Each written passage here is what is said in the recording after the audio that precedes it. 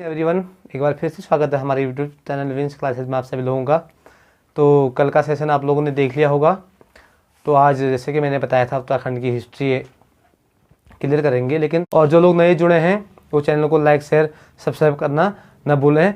चलो उत्तराखंड के इतिहास के बारे में जानेंगे। तो उत्तराखंड के जो इतिहास के कालखंडों को दो भागों में विभाजित करा गया है। ठीक है, जो पहला है वह है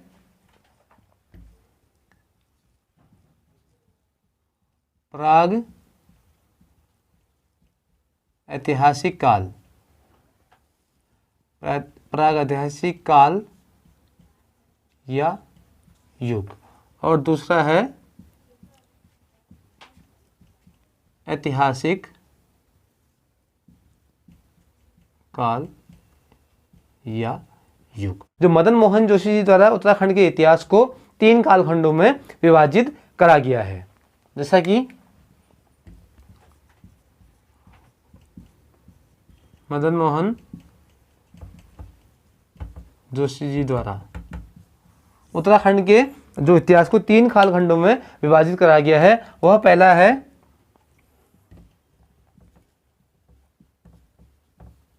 निम्न पूरा पाषाण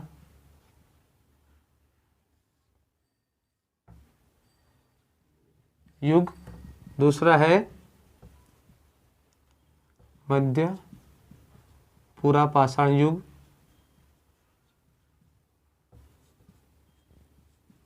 और जो तीसरा है वह है उच्च पूरा पाषाण युग।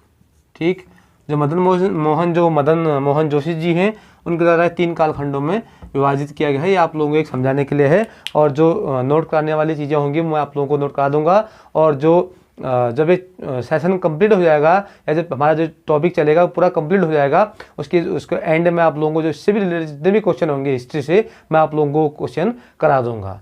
तो बात करते हैं निम्न पूरा पाषाण काल की। ठीक, क्योंकि हिस्ट्री तो इतना छोटा है नहीं जो चले फिर उसके बाद कंप्लीट हो जाए, लेकिन हिस्ट्री का जो सेशन है वो लंबा चलेगा। अगर हम बात करते हैं निम्न पूरा पाषाण युग की, इसमें जो उपकरण मिले थे, ठीक, जो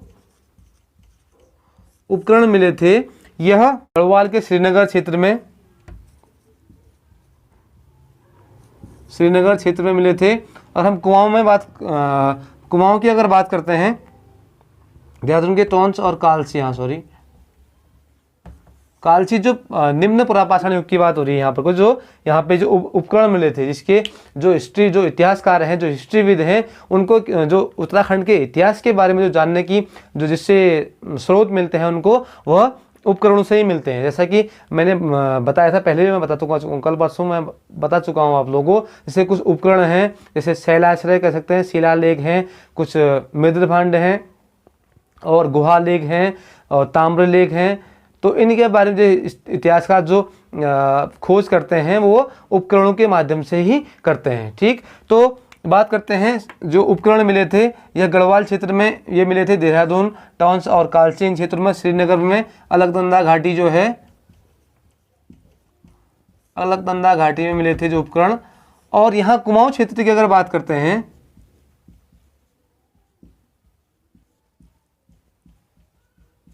कुमाऊं क्षेत्र की अगर बात करते हैं, यह मिले थे कुमाऊं क्षेत्र में, जो अल्मोड़ा की पूर्व घाटी क्षेत्र में, और नैनीताल में खुटानी वाला एरिया जो था, खुटानी नाला वाला क्षेत्र था। अगर हम बात करते हैं जो उपकरण मिले थे, इन उपकरणों की खोज की बात करते हैं। ठीक, KP नौटियाल जी द्वारा, यशोधर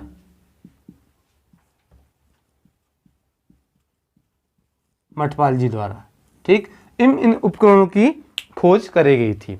और इतना आप लोगों को क्लियर हो गया होगा। अगर हम बात करते हैं हम आगे जो शैलाश्रय की, जैसा कि मैंने आप लोगों को कल परसों के सेशन में जो बताया था, कल की सेशन में, तो इसमें जो शैलाश्रय जो हैं, देखो शैलाश्रय का मतलब होता क्या है, आप लोग ध्यान दीजिएगा। शैलाश्रय, अगर हम शैलाश्रय का एक सामान्य से शब्दों में कहेंगे तो जो शैल का मतलब होता है पत्थर, ठीक, जो पत्थरों से बने घर या जो आश्रय, जो अगर हम कुमाऊं क्षेत्र की बात करते हैं, इनको भी हम दो भागों में डिवाइड करेंगे क्योंकि हमारा जो उत्तराखंड है इसमें जो मंडल बनाए गए हैं कुमाऊं और गढ़वाली मंडल हैं, तब ये इंपॉर्टेंट हो जाता है, ठीक। अगर कुमाऊं क्षेत्र की हम बात करते हैं, यह अल्मोड़ा के लखुडियार,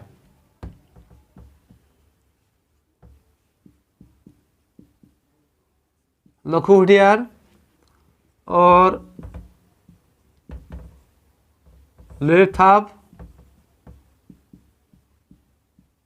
फलसीमा और कुछ बाड़ेसीना,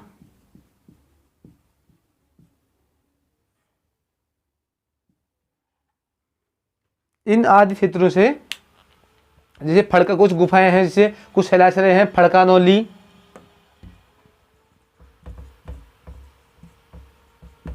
ये सब जितने भी शैलाश्रय हैं या गुफाएं हैं ये सब अल्मोड़ा से मिली हैं। फड़कानौली और लखुडियार मैंने बता दिया आपको, लेथाप भी बता दिया, फलसीमा, बाड़ेसीना, फड़कानौली, ये सब अल्मोड़ा यहाँ से मिले गए हैं। अगर हम बात करते हैं इनकी खोज की, ठीक, जो ये शैलाश्रय हैं, अगर हम बात करें इनकी खोज की, सर्वप्रथम इनकी खोज 1968 में करी गई थी, ठीक। जो कुमाऊं क्षेत्र में लखुडियार जो अल्मोड़ा में स्थित है, जो ये आपके लखुडियार की जो शैलाश्रय मिले थे 1968 में, और इनकी खोज जो करी गई थी, इनकी खोज करी गई थी MP जोशी द्वारा।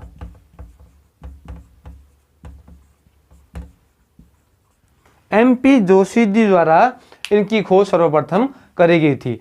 और यह खोज, जो यह शैलाश्रयों की खोज थी,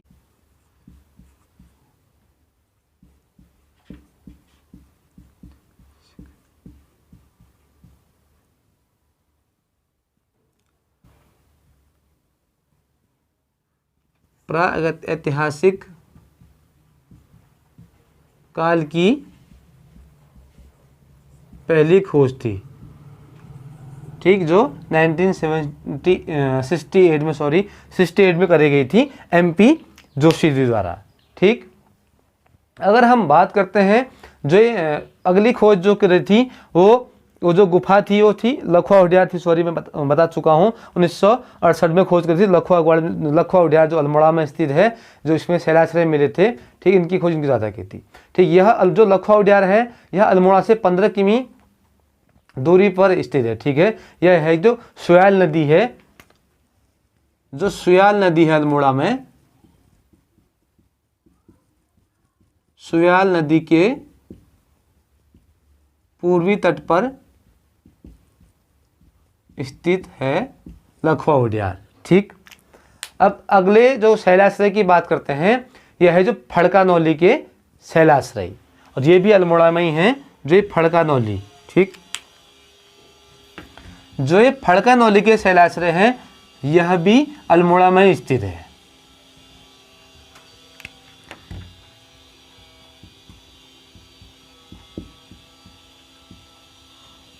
फड़कानौली के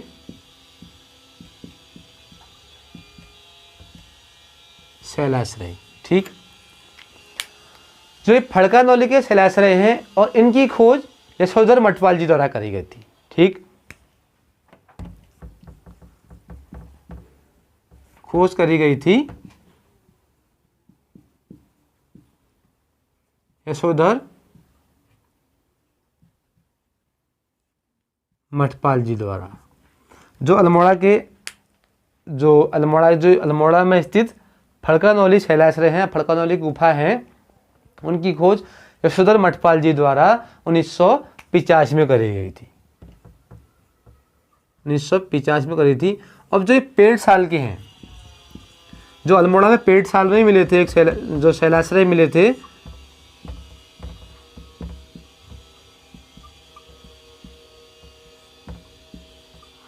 जो पेड़ साल के शैलाश्रय थे, ये भी यशोधर मठपाल जी द्वारा इनकी खोज करी गई थी 1989 में,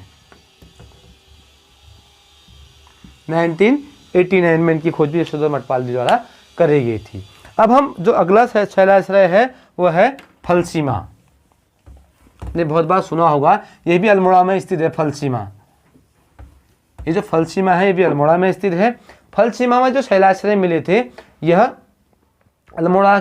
अल्मोड़ा से 8 किमी दूरी समझिए उत्तर पूर्व की ओर है। ठीक, उत्तर पूर्व में जो है फलसीमा दलबेंडी के पास।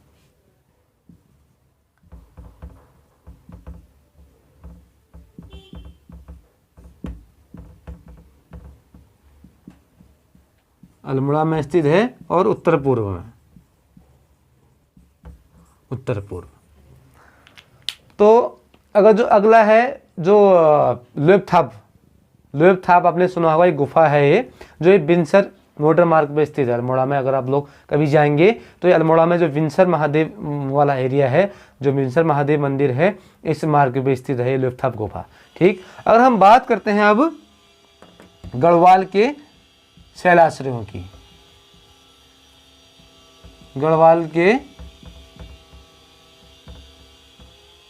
शैलाश्रय, जो गढ़वाल के शैलाश्रय थे, यह किमनी गांव से, ठीक, जो गोपेश्वर में जो ये चमोली के डुंगरी ग्राम में, जो चमोली है, चमोली के डुंगरी ग्राम नामक में किमनी गांव है।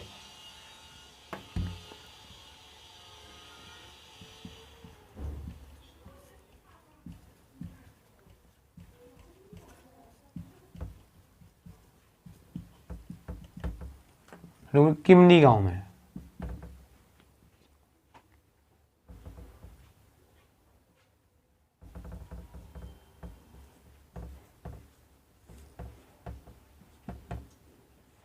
किमनी गांव में मिले हैं, चमोली के किमनी गांव में इनके जो शैलाश्रय हैं वहां से मिले हैं। और इसमें इसके अतिरिक्त जो है उत्तरकाशी से भी मिले हैं। पिंडर घाटी वाले जो एरिया है, पुरवाला घाटी, जो पुरवाला कस्बे है, जो पुरवाला कस्बे में मिले हैं।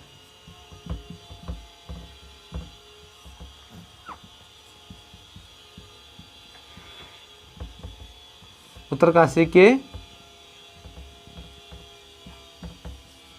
पुरवाला कस्बे में कुछ शैलाश्रय वहां से भी मिलते हैं। अब हम बात करते हैं ताम्रपत्रों की। ठीक, ताम्रपत्रों की अगर बात करते हैं हम, जो कुछ तो मिले हैं अल्मोड़ा में मिले हैं, और कुछ गढ़वाल क्षेत्र में मिले हैं ताम्रपत्र। 1986 मिले थे, जो अल्मोड़ा की ताम्र या मानव आकृतियां मिली थी वो 1986 मिली थी। और जो बनकोट पिथौरागढ़ में जो ताम्र मानव आकृतियां मिली थी वो 1989 मिले थे। ठीक, अगर हम बात करते हैं इसके जो धार्मिक साहित्य की, अगर हम बात करते हैं उत्तराखंड की, तो इनमें ब्राह्मण जो ऐतरेय ब्राह्मण ग्रंथ है, इनमें बद्रीनाथ का नाम सर्वप्रथम आता है। ठीक है, बद्रीनाथ जो है इसका नाम सबसे पहले आता है ब्राह्मण ग्रंथ में। और कौसत्य ब्राह्मण ग्रंथ,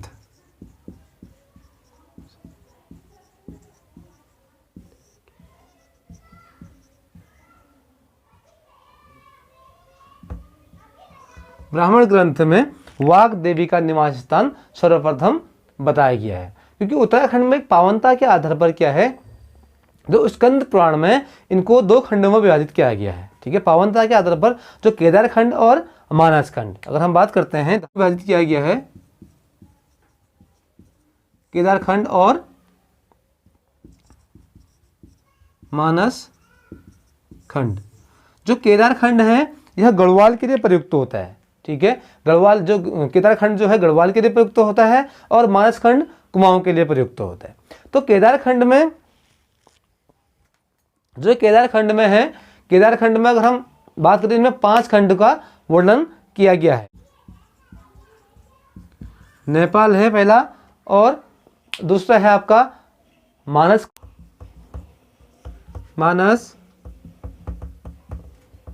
केदार, जालंधर और कश्मीर।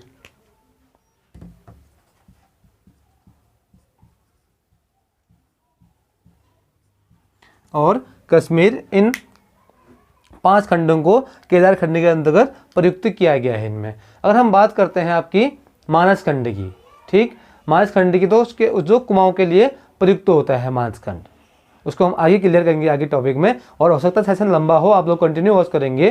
तो जो गढ़वाल में क्या है, जो गढ़वाल में जो सीमाओं का विभाजन किया गया है इसी के आधार पर करा गया है।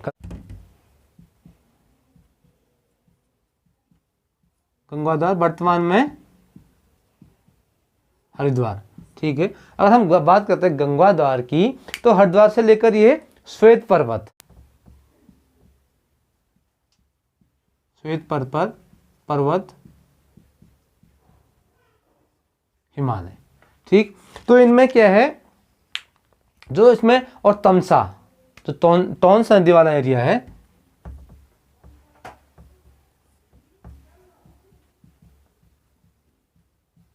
टॉन्स नदी, ठीक। तो इनमें बौद्धांचल पर्वत या नंदा पर्वत तक ये फैला था पूरा, ठीक है। जो अगर हम बात करते हैं गढ़वाल और कुमाऊं को, और यही पर्वत श्रेणी भी अलग करती है। जैसे पूछता है एग्जामों में, थोड़ा स्पेस ना होने के कारण मुझे रफ करना पड़ेगा। ये पूछता है कि कौन सी पर्वत श्रेणी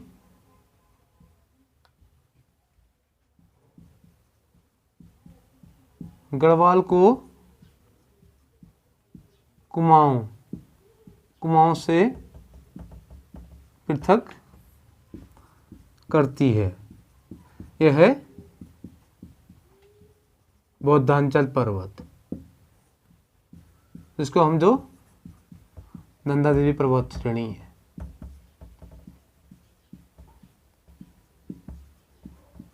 पर्वत श्रेणी कुमाऊं और गढ़वाल को पृथक करती है, ठीक।